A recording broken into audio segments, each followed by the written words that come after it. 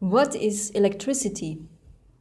This is a very complicated question, but let's try to explain what it is by zooming way in beyond matter, beyond the molecules, and even beyond the atoms to the subatomic level where there are protons, neutrons, and electrons.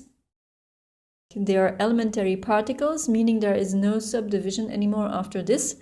Electrons have a negative charge, protons have a positive charge, neutrons don't have a charge. Electrons and protons can be free in space, or they can be bound to the nucleus of an atom. They are considered elementary charge as there is no isolated charge smaller than that. In an electrically neutral atom, the number of electrons is equal to the number of protons. When you have more protons in the nucleus than electrons surrounding the nucleus, then you will have a positively charged atom. When the electrons are more than the protons, then you have a negatively charged atom.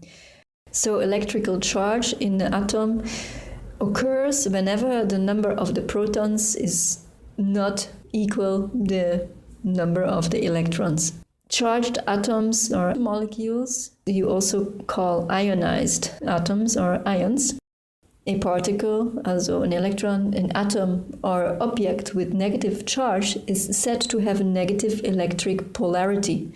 A particle with positive charge is said to have positive electric polarity. Polarity is the term used to describe the direction of current flow in an electric circuit. In an object comprised of many atoms, like, for example, a human, the net charge is equal to the sum, taking polarity into account, of the charges of all the atoms taken together. With this, you have to think that if you have so much positive charge and so much negative charge, what is the eventual charge? Like 3 plus minus 5 is minus 2. So you have an eventual negative charge of 2. On average, the human body is charge neutral because we are always standing on the ground. Any charge accumulated in our body usually dissipates into the ground. But the human body can store electric charge up to 3 kilovolts. Interesting results of this property is, for example, utilized in touchscreen technology, like in the smartphones. Let's look into the history. Natural occurring electricity is lightning, but for humans to make electricity, the first way to do this was by friction.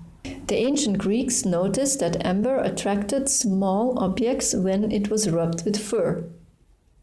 Electric and electricity are both derived from the Latin electrum, which came from the Greek word for amber, electron.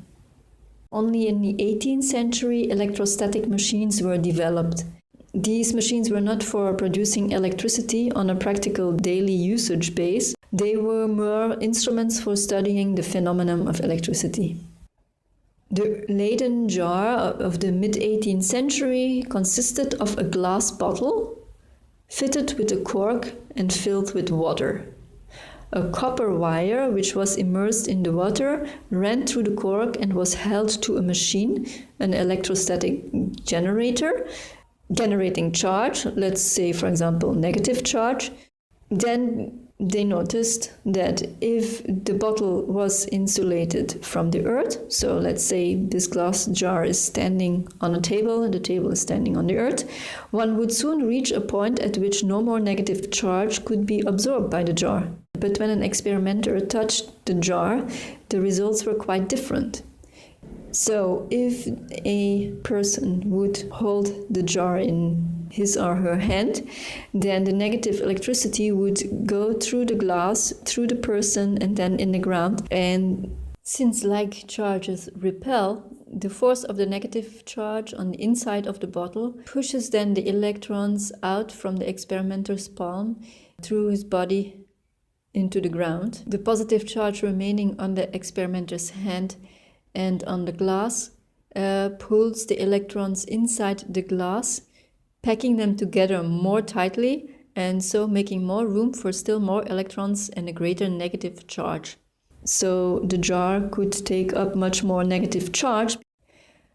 And also, if then the person, the experimenter, would touch the copper wire with his or her other hand, he or she would get a big electroshock, as there is a lot of negative charge on the copper wire. And so it was Benjamin Franklin who came with the name positive and negative charge, or he used to call it electrical fluid showing an excess or a deficit. And that is how humans came to realizing that there is this thing as positive and negative charge, and how this phenomenon of electricity current functions. Okay, so this video was an attempt to give like an insight of what electricity is. In the next video, we're gonna make a little experiment by building Baghdad batteries.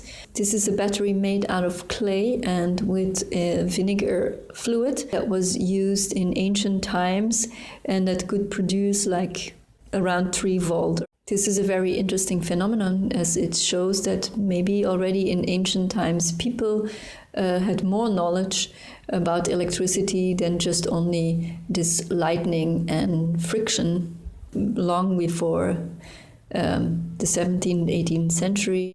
So okay, I hope you enjoyed this video, and maybe see you in the next one about Baghdad batteries. Bye bye.